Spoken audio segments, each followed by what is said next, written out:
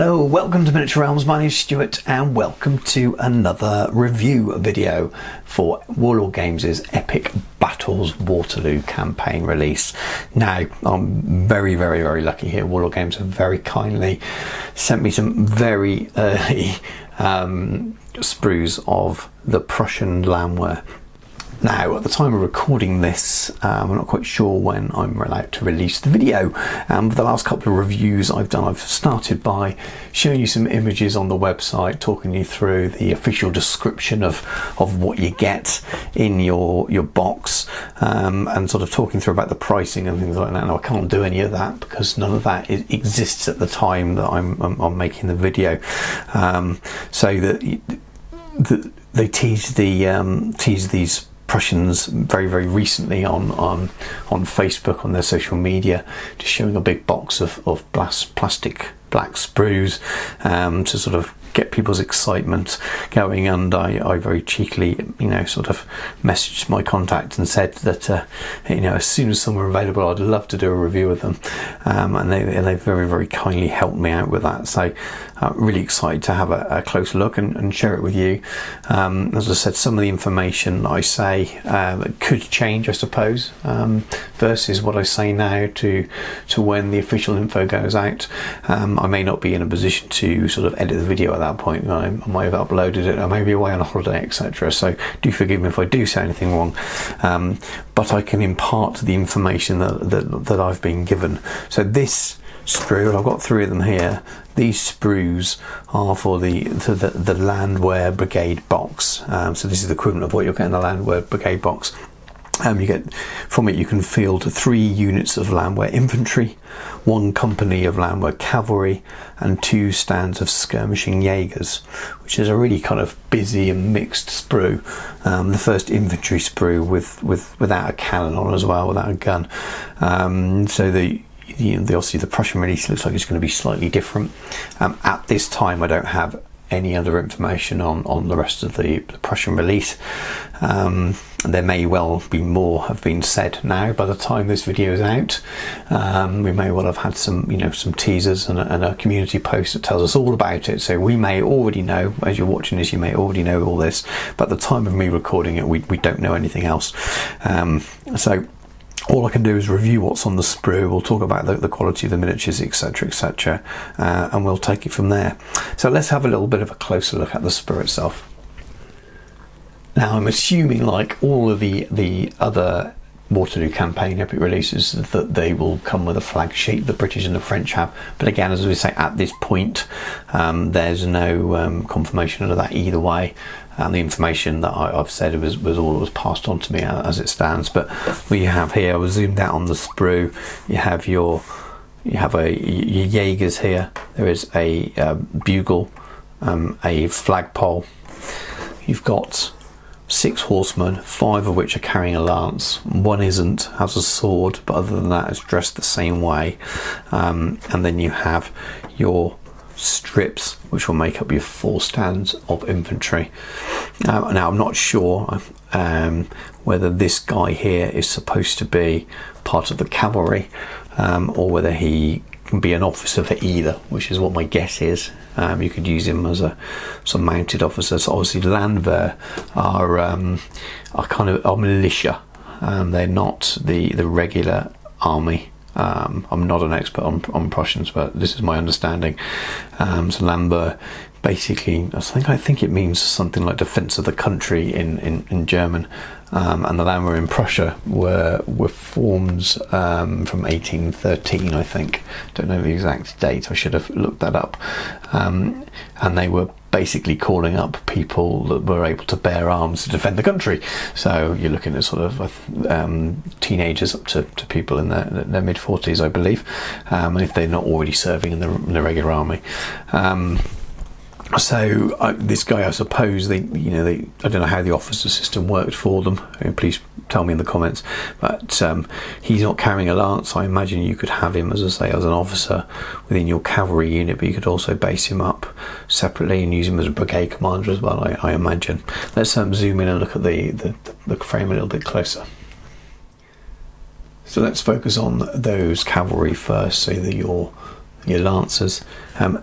very, very similar to what we've seen for the French and the British in terms of the quality of the sculpts. For me, they're on a par with them. So here's that officer guy I was talking about. Basically, they're dressed the same. Other than that, there's a bit of a mix of hats. Some have the taller sort of shako style, some have the shorter, it's like the forage cap style with the peak. Look at the other side. They're like the British and the French cavalry. They're a little bit flatter in detail on the fronts of their chests, and the detail seems to be very side on, and that's just I imagine it's to do with the process and the way the sculptors worked on these. But having painted them now, it doesn't really make much difference the way they're ranked up. It sort of doesn't stand out too much. So you've got your bugle separate, like you have with your French and your British as well, and your separate flagpole. So again, you can make a standard if you want to, I'm guessing, with the officer guy. I'm not sure I'll be doing that. We'll see. And let's have a look at the Jaegers. So the Jaegers are separate. They're not part of Landwehr as far as I'm aware, so please tell me if I'm wrong there. I believe that they're regular trained riflemen essentially, but I'm guessing it's a smart place to fit them on the sprue. Now obviously with 6 cavalry on the sprue, there's only 4 of them here. I think you're getting 8, aren't you, of the skirmishing troops on the other sprues. This would suit me fine. I'm basing 4 to a stand anyway for my skirmishers, so that works quite nicely. I think it looks quite good. But the sculpts look quite nice. Good character in them, a good mix of poses. So 2 sort of walking or advancing, 1 loading, 1 crouching and firing. Flick over and look at the other side. And quite a lot of detail at the back. The packs have got a lot of things going on. I don't even know what that circular thing is there, so again, someone else tell me. But I'm quite happy with those. I think they're very, very nice sculpts, and the black isn't that shiny, so you can actually, hopefully you can see it to the naked eye. You can see the detail quite well. So let's focus on the Landwehr infantry themselves, which is what is the core of the sprue. So as usual, if you are new to this scale, you're provided with 60 by 20mm bases, of which 2 strips fit on a base. So there's 10 men to a strip, 20 men to a base, which means you end up with 80 miniatures for regiments, which makes the regiments look really big and makes them look like there's a lot of men in them, rather than at larger scales when you end up with sort of 20 to 30 models. Now, I really, really like these. Again, the quality of the sculpts is comparable with the French and the British infantry, in my opinion. I really like the aesthetic of them ranked up like that, shoulder to shoulder, and I like the sculpting style. I quite like that kind of fairly realistic in terms of body shape, etc. Sometimes smaller scales can look a little bit cartoonesque. They look fairly well proportioned. Nice detail and character in the faces. There's some good facial hair on the go there. This guy looks like he's on the command stand here. Looks like he's got a bandage over his eye or something. Good mixture of beards and things. So you have a drummer, and you have what looks like 1 officer on the side there. Again, I don't know much about the command structure for the Landwehr. I don't know much about the Prussian army at all, to be honest with you, but very, very nice. Let's flick over and have a look at the backs of those. So not many packs here. So what I'm calling an officer there has a pack, but the rest don't. Looks like they're carrying fairly long swords there. So maybe it's just for the bayonets, but yeah, it's no big packs, which going to make them quite different to paint. But I really like them. They're really, really nice miniatures. I'm quite looking forward to doing it. And we'll just look at the final strips. So you've seen them all. Again, there's lots of very, very, very subtle variation when you try and compare the strips and work out what's the same and what isn't. Because I think that looks the same, and then I realised that the 4th man along is a different pose. So there's definitely some good variation. As much as you can't see it from a long way out, it is there. It's not the same thing repeated 7 times on the sprue. They are slightly different. Again, I really like them. They're really characterful. Again, it's more blue jackets with grey trousers, but I'm looking forward to painting these. It's a shame well, it's not a shame I'm going on holiday. I'm really looking forward to my holiday, but I really love to get working, and I'm really enthused to do lots of painting tutorials at the moment, and I'm looking forward to doing one for these, but it may well be a few weeks before I get to do it. But very cool. Let's have a look at the back. So thanks very much to Warlord for sharing those. Hopefully I'll be able to get hold of some review stock of the rest of the Prussian release. I know I'll be cheeky and ask if they're not offered. Otherwise I will definitely pick some up and continue doing my reviews on them, because I know a lot of you find them useful before you purchase. There was nothing that surprised me here in terms of the quality. It's all very much what we expected from the rest. So if you already like the release, then I imagine you'll really like these miniatures. I can't speak for the uniform accuracy and things like that with these. I just don't know enough about the Prussian army at the time and the Prussian Landwehr.